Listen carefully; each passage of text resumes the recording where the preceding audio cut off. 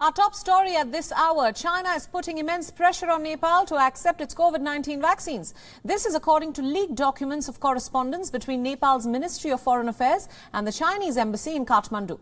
According to reports by Nepal's media, the leaked documents show how China made the Himalayan country accept its Sinovac vaccine. If reports are to be believed, Chinese Foreign Minister Wang Yi held a telephonic conversation with his Nepali counterpart Pradeep Kumar Gyawali. He allegedly put pressure on Nepal to accept the vaccine without providing important details, including the legal disclaimer. The Chinese embassy wrote a letter to the Nepalese government saying that the necessary documents will be provided later on. Earlier, the Nepal government had sent a letter to the Chinese embassy saying that the company supplying the vaccines had not provided the required documents. The Chinese embassy was told that of its two companies, that is PNG Holdings Private Limited and Hospice Enterprises Private Limited, that had sought permission to supply vaccines to Nepal. Now, Nepal wanted a clarification as to which company is the official one for importing vaccines. And in its reply, the Chinese embassy mentioned the Sinopharm vaccines to be donated to Nepal under grant assistance immediately. The letter went on to mention that the Sinopharm vaccines are currently in high demand and short supply, and if the Nepali side could not collect this batch of the vaccine as soon as possible, it will be redistributed by other commercial orders, and the manufacturing of the vaccines for Nepal will have to be put on a much later list. Nepal's officials say that the letter in question is genuine.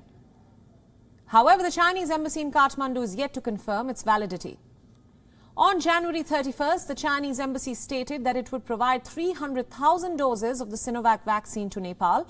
However, according to the Nepal Foreign Ministry, China later increased the quantity to 500,000 doses. The Nepalese government has not given permission for the use of Chinese vaccines yet.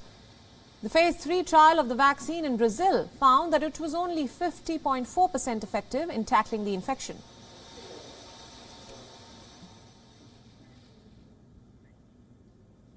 Hundreds of anti-coup protesters in Myanmar poured back onto the streets this morning to protest against the military power grab in the country, exactly a week after the coup took place.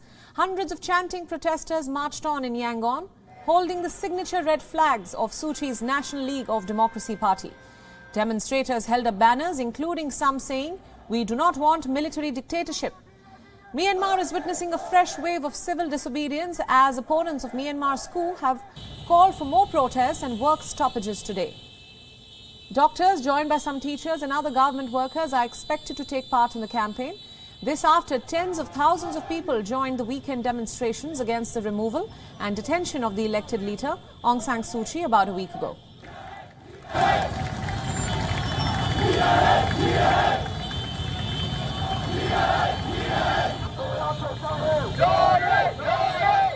Protests that swept the country on Sunday were the biggest since the 2007 Saffron Revolution led by Buddhist monks.